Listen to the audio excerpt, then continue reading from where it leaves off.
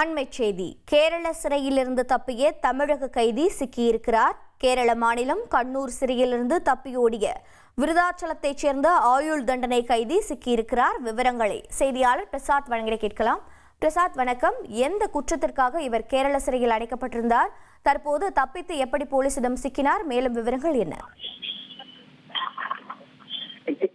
கடந்த 2011ஆம் ஆண்டு பிப்ரவரி 1ஆம் தேதி கேரள மாநிலம் கொச்சியில் பணிபுரிந்து வந்த சௌவியா என்ற கேரளாவை சேர்ந்த இளம்பெண் எர்ணாகுளத்திலிருந்து ஷொர்ணூர் நோக்கி ரயிலில் சென்று கொண்டிருந்தார்.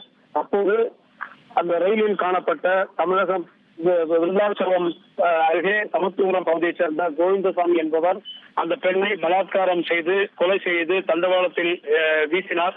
இந்த சம்பவம் தொடர்பாக திருச்சூர் போலீசார் வழக்கு பதிவு செய்து விசாரணை மேற்கொண்டு வந்தார்கள். இந்த விசாரணையின் இறுதியில் திருச்சூர் விரைவு நீதிமன்றம் அவருக்கு தூக்கு தண்டனை வழங்கியது. அதை எதிர்த்து அவர் கேரள மாநில உயர்நீதிமன்றத்தில் வழக்கு தொடுத்த நிலையில் அந்த வழக்கிலும் அந்த தூக்கு தண்டனையை உறுதி செய்து உயர்நீதிமன்றம் தீர்ப்பு வழங்கியது. தொடர்ந்து அவர் உச்சநீதிமன்றத்தை நாடினார். அந்த உச்சநீதிமன்றத்தின் இறுதியில்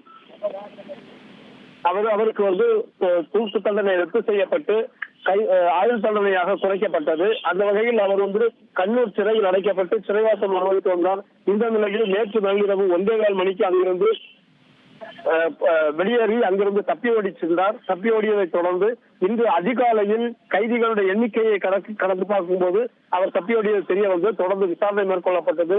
சிறைத்துறை அதிகாரிகள் மட்டுமல்லாமல் காவல்துறை அதிகாரிகளும் இந்த விவகாரத்தில் தலையிட்டு அவரை தேடும் பணியில் தீவிரமாக ஈடுபட்டு வந்தார்கள்.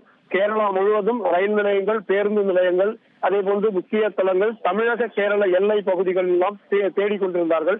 இந்த நிலையில் கண்ணூர் நகரத்தினுடைய ஒரு பகுதியில் அவர் நடந்து சென்றதை அந்த பகுதியிலிருந்து ஆட்டோ ஓட்டுநர்கள் கண்டதை தொடர்ந்து சந்தேகத்தின் பேரில் அவர்கள் அவரை துரத்தினார்கள்.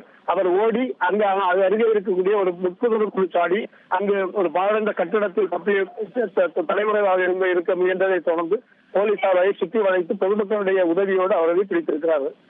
உங்கள் தந்திவன் தொலைக்காட்சியில் CID சகுந்தலா வெள்ளிதோறும் இரவு 8 மணிக்கு காணத் தவறாதீர்கள்.